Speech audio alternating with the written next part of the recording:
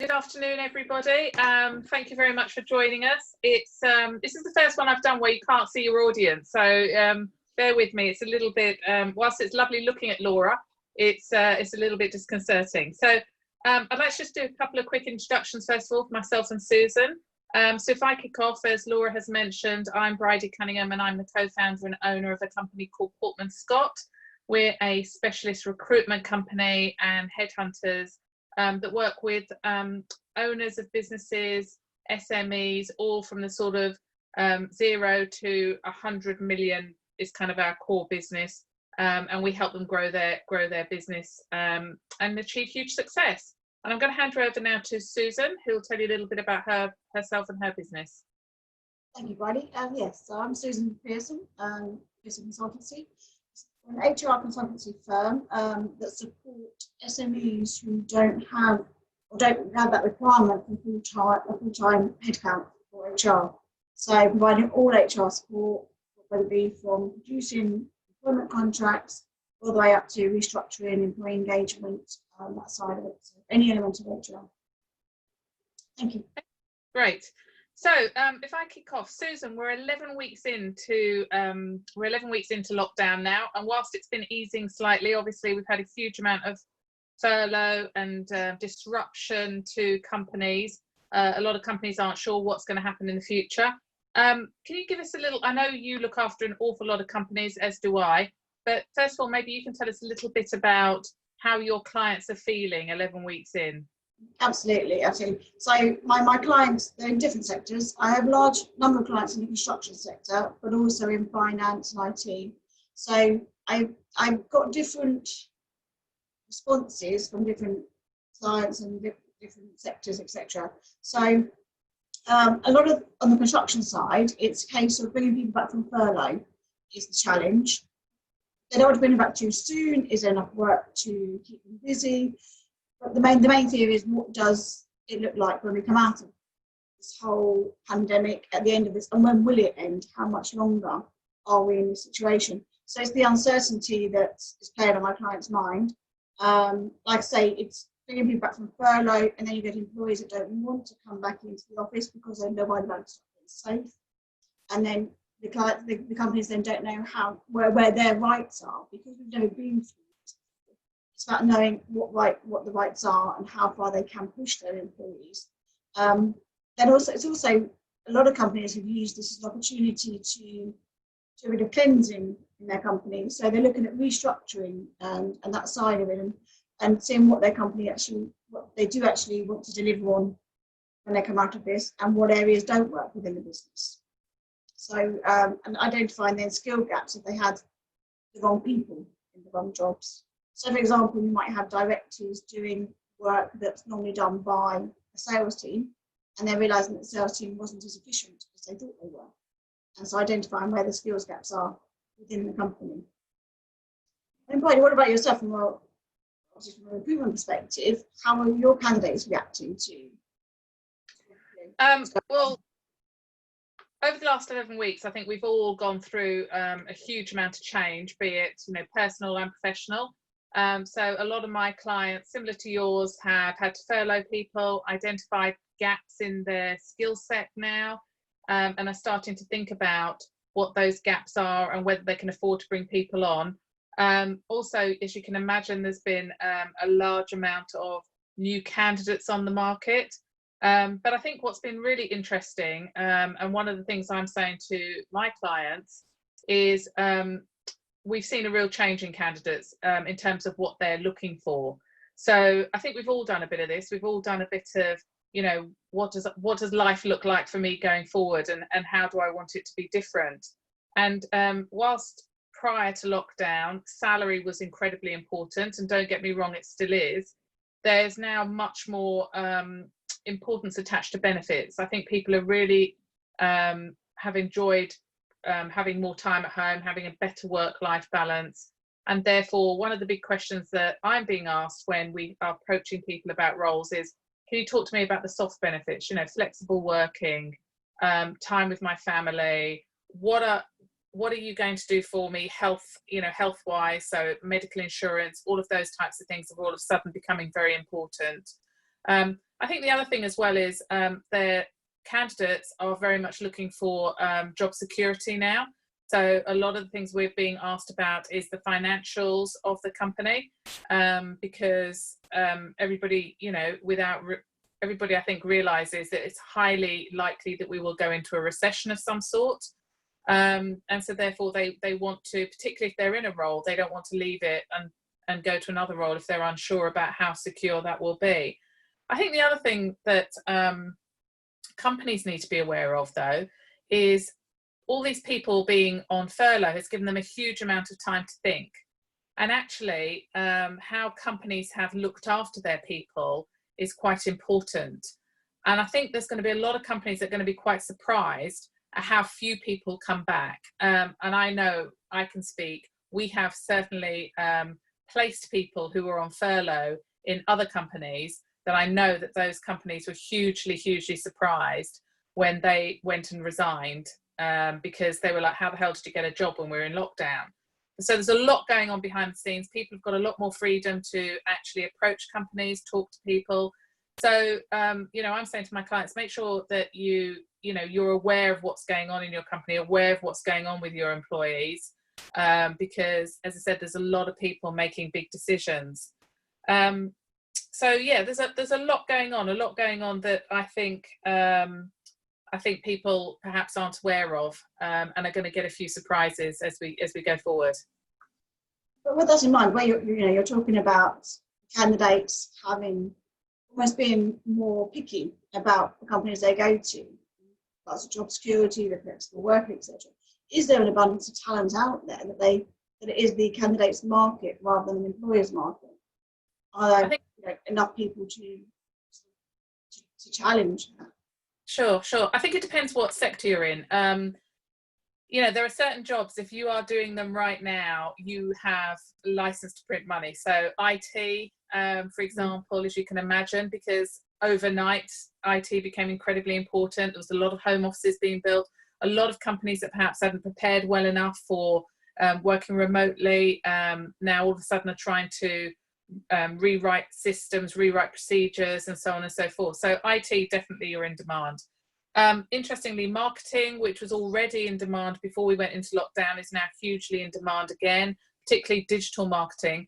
And when I say marketing, I really mean the operational people. So, the marketing managers and below.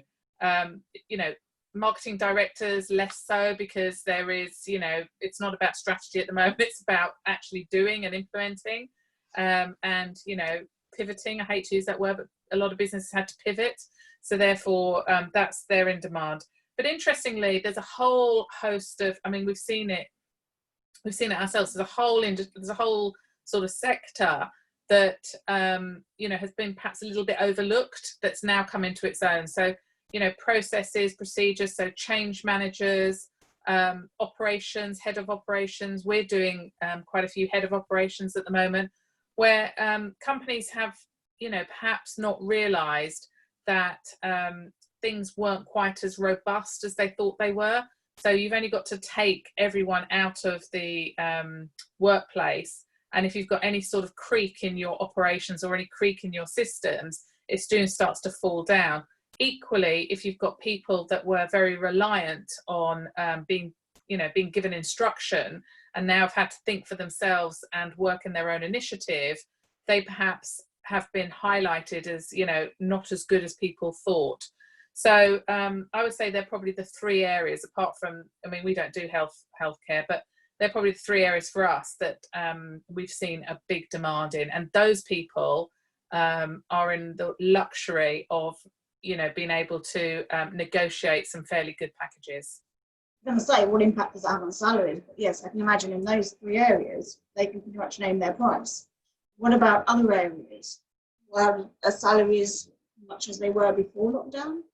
It's interesting, and I don't think we've seen what's going to happen going forward as yet.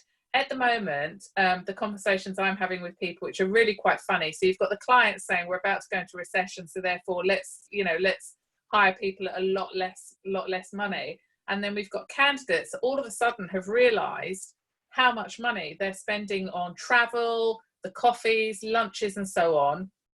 and are actually starting to put that as a monetary value onto their current base. So what they're saying is, for example, well, I earn 50,000 in my current salary, and for me to go somewhere else, I need at least X amount more thousand to be the same, because I'm now going to have travel costs, you know, and all these extra expenses. The irony is, even if they go back to their own old role, they're still going to have those expenses. So there is a massive expectation from some people. So I think if I'm being really honest, realism hasn't quite kicked in there. Whereas the clients are very much forecasting that we're going to go into a recession, so therefore salaries will come down. Now, we're in early days yet, we're in early days, and part of our role is to do that negotiation. But I think, if I'm honest, we haven't seen a reduction in salaries yet. We've only seen an increase in the areas that I've spoken about. But as I said, it's not so much salaries now as benefits that people are really, really focusing on. So yeah, I think we're going to see a lot of change over the next few months. Yeah, a lot of change in the next few months. But there's a lot going on. I think the other issue, I mean, Susan, you know, tell me what you think about your clients. A lot of people are talking about, you mentioned gaps. How are they thinking about filling those gaps at the moment? Well, exactly, and that's the concern at the moment, because they're not sure what their pipeline looks like as to whether it's sustainable to bring the workforce back on furlough. So a lot of people are still making use of where furlough changes from July, in that you can bring people back part-time, maybe 1, 2, 3 days a week. You have that option for that flexibility. I think a lot of companies will take advantage of that, because the work isn't consistent, it's a bit sporadic. In the long term, I think, like you say, people are going to be more demanding in what they want, what they expect from their company. I mean, I have clients, London-based, office-based in London, who have no anticipation to go back to the office in full capacity until next year. So they will continue working from home. But where companies are then changing the work they're doing, they are then identifying, we've got the wrong people in these jobs now. And so they need to then, like say, identify where are our gaps, and what do we need to recruit. And where sometimes they're looking at apprenticeships, sometimes interns, but it's that fear as well of, if I hire somebody now, it might not be what I need 6 months down the line. And so a lot of companies at the moment are holding off hiring because they want to see what it looks like, which is not necessarily the right thing to do. So I think it's kind of... Yeah, I think, I mean, first of all, there are an abundance of ways that people can hire. So you can obviously take someone on permanently. You can take someone on a contract, a short-term contract. You can take someone on a day contract. And you can, you know, as you've mentioned, take them on as an intern. And there are advantages to all of it.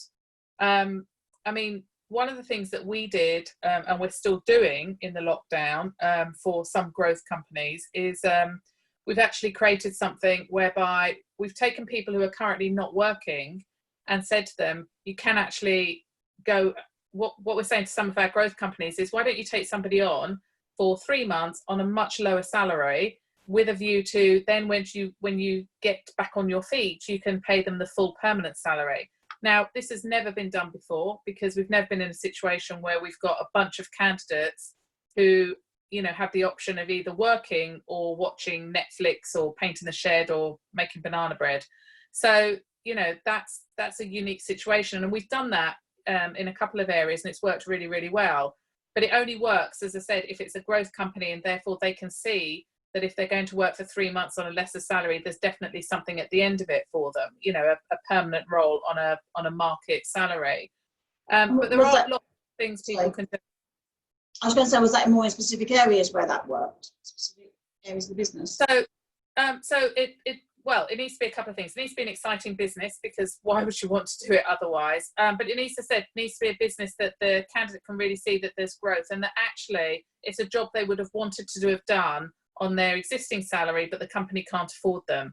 So, as I said, it's something we've done a few of. It's worked really well. It will become we'll have less flexibility to do it as we come out of lockdown, because obviously then people can actually go and look for a more permanent role. But there's lots of things, and I would say to companies, if you're unsure about what to do, then give us a call and we can talk you through the various scenarios. It doesn't mean to say you have to hire.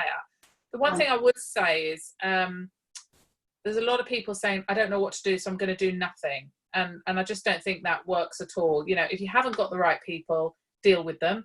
If you have got the right people, make sure you look after them. And if you have got gaps, then think about the options that you can address to fill those gaps and actually help you on your way and help you to come out of this. Because I don't think there is any company who is going to come back after this and carry on as they were before. So sort of sticking your head in the sand and doing nothing isn't really, well, it obviously is an option and you can just fade away, but it isn't really the right option. No, I agree. I think there's lots of things that can be done, and I don't think anyone's got the answers, and I think there are different answers for different companies, and that's why, you know, I urge everyone just to have a chat about it, have a chat to, you know, other company owners, what have they done, you know, have a chat to people like us, have a chat to people like you who again, you know, you're looking after a number of companies and you can see what the various options are. Absolutely. I mean, like I say, it's a lot of people. They're bringing some people back from furlough, and I mean, obviously there's a new furlough deadline tomorrow. Companies haven't. After tomorrow, you cannot furlough anyone new. So if they haven't been furloughed prior to Wednesday 10th, then you can't then put them on furlough next month or further down the line. So a lot of people are going to use that as to give them that workforce flexibility. So they can, so they're putting people on furlough now, so they can then be recorded and then almost do the job share from July onwards when there is the flexibility in hiring. So there's companies that are using that as an option. And like I said, a lot of them downsizing at the moment and doing a restructure and making redundancies. But I agree, I think it is a case of there needs to be hiring change managers that can get them through, you know, the change, you know, the change roles, not just management level, but throughout.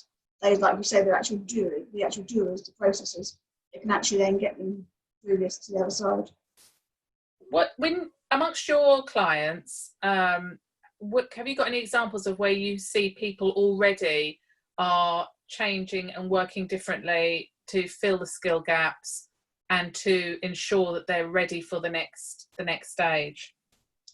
Absolutely. I mean, I've got, like I said, all my clients are doing it differently. I've got clients who have not put a single person on furlough, and they are having daily calls via MS Teams, and the communication has grown. They are actually talking so much more now and identifying their direction as an organisation, because now they're knowing exactly what deals people are working on, what's going on, and communication has just taken them so much further. They can now sit back and say, right, this is the direction we're going to go in, we're going to cover this, we're going to cover that, and because it's much more communicative. And then obviously, yes, there are then conversations saying, right, so for example, for that client, I hired a researcher for them today. And so got out and got the researcher because that's what an area that was missing.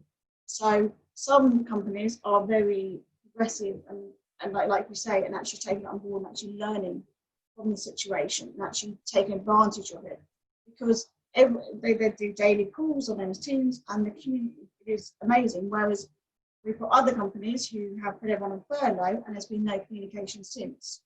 So, and you're saying, right, you know, you need to keep them updated, tell me what's going on. So you do get the two extremes. Have you found that some of your clients are not hiring at the moment if they need to because they don't know how to hire when you can't meet someone face to face? Yeah, I was going to say that, yeah, because obviously, yes, it is hard, isn't it? You know, it's one, I mean, for myself as an interviewer, you get a sense of the person when you actually meet them face to face. It's not the same, I presume. So what are you finding your clients from? How are you managing these? It's been really interesting. Process. It's been really interesting, and we've had to work quite carefully with our clients to advise them how best to do this. But I think one of the things that people have missed, certainly initially, is that actually this is a great test, because going forward, it doesn't matter who you are or what you are or what sort of role you're going to be doing. The likelihood is for the next 6 months that a lot of it is going to be done online. So therefore, if you're a salesperson and you cannot sell or influence or negotiate or inspire someone on a Zoom call, let's hope I'm doing this now, then you're going to struggle to sell. You're going to struggle to talk to potential clients online, because gone are the days, I think, where you're going to be driving up and down the M1 5 times a week. A lot of it is going to be done, at least the pre-selection or so on, and so pre-selection follow-up calls are all going to be done online. So I think it's important that that's part of the process, even when we do come out of lockdown. Equally, we've talked about other roles. So, for example, change managers or head of operations or so on and so forth. People are going to have to learn to listen more, because some of the issues that are going to be raised on Zoom calls, and you may not necessarily be there witnessing what's happening.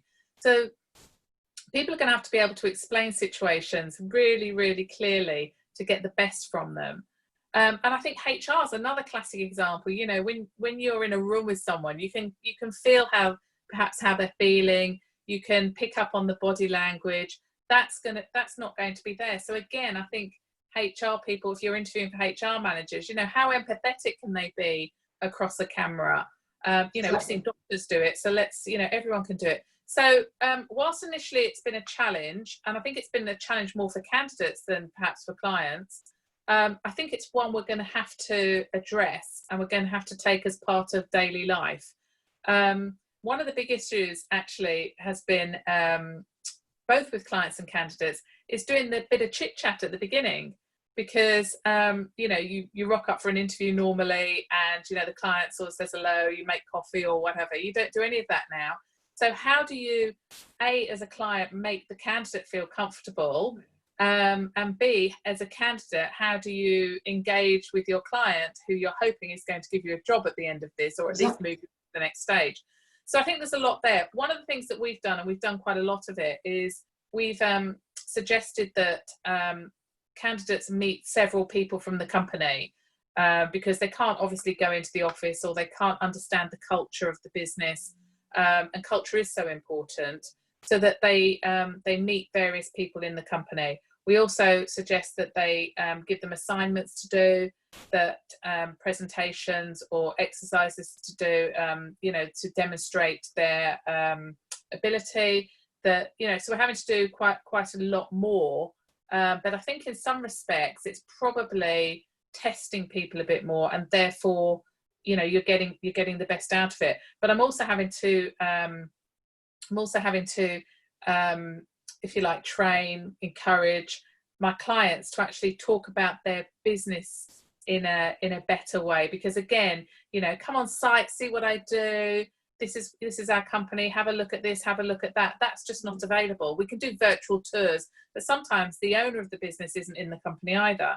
So there's been quite a lot of sprucing up, and also advising people what they should be wearing on Zooms as well. So it's been quite an interesting one. But I think initially everybody was like, let's stop, because we'll only be in this situation for a few weeks. But I think now the realism that we're going to be in it for a long while, and we do need to move on and hire, is making people think differently. Interestingly, we do some international recruitment, and the people who've been involved in that have been so much better at it, because they're so much more used to doing calls and things on Skype and Zoom. So, but yeah, it's and particularly for some of our more experienced clients and candidates, it's been a bit more of a challenge.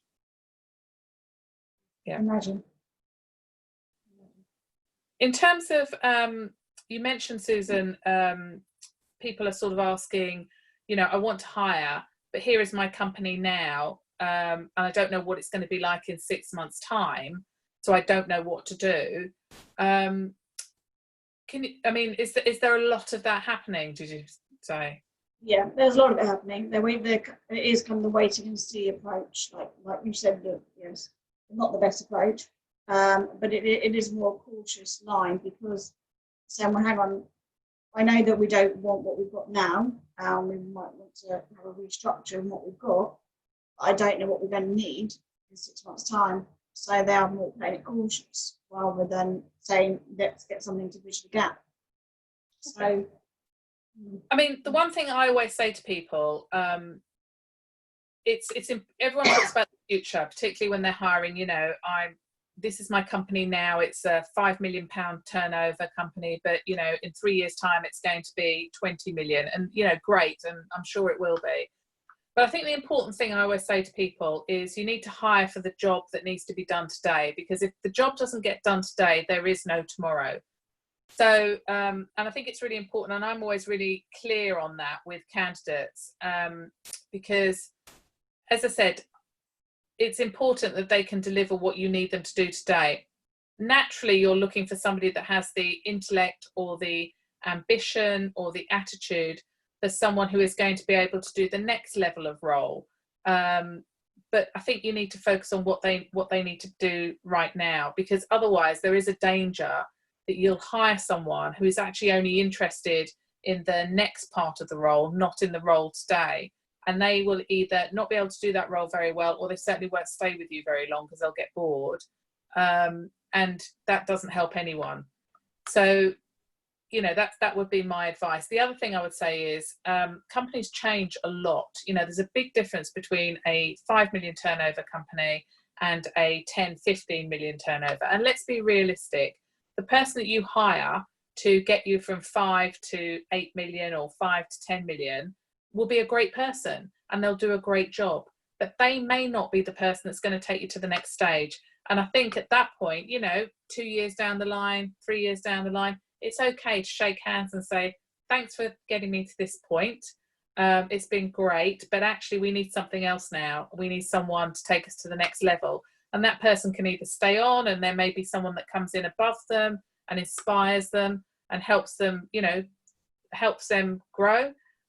Or it may be that they need to leave. And I think too many people worry about the future when actually you almost should be focusing on the now.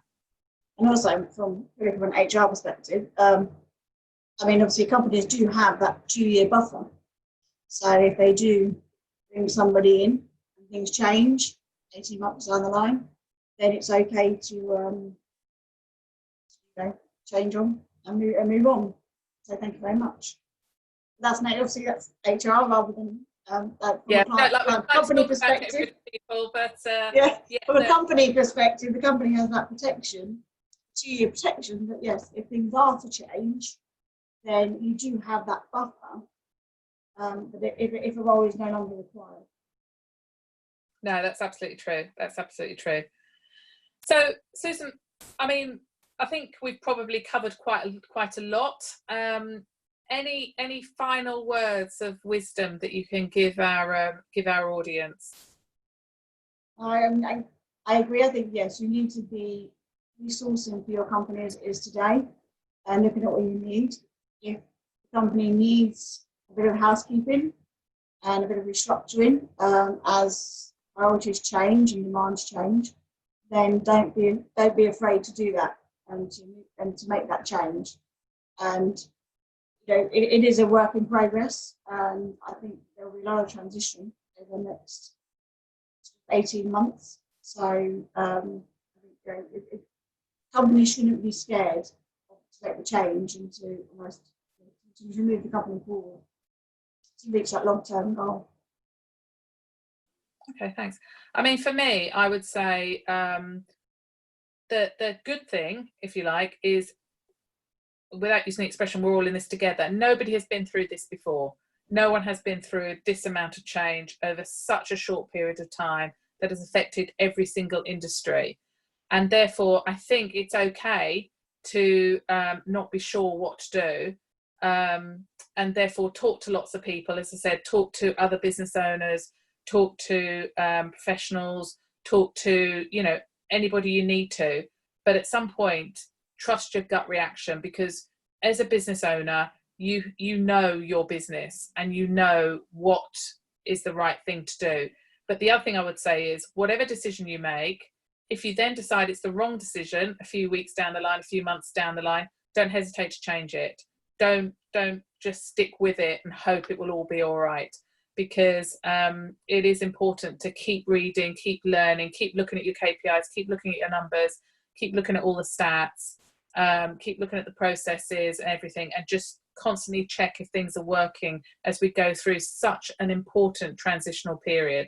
Because sadly, there will be people that survive. There will be people that won't survive. But I think even sadder, there will be people that won't survive that could have survived if they'd actually sort of looked at it very in very small pieces and tried to resolve each small piece, rather than just looking at the whole thing and going, I don't know what to do, so I'll do nothing. So that would be my words of wisdom. Laura, I think we're pretty much done. So I don't know if there's any questions, how we pick those up. No, we haven't had any questions asked so far. If anybody does have any following on from this, then absolutely please send them over to me, and I can send them over to Bridie and Susan, so you can answer them and communicate with them via email, if that's okay. Yeah, that's fine. Yeah, lovely. Okay, well, thank you so much for your time. We really appreciate that and your expertise and insights. This whole webinar has been recorded, so if anybody wants to hear anything again or write anything down, make any notes, then you can get that from our YouTube channel, and it will be up there today. And it'll also be available on the Bitter Community Hub, bittercommunity.org, for anybody that missed it. And thanks very much. Brilliant. Thanks, Laura. Thanks, Susan. Thank you.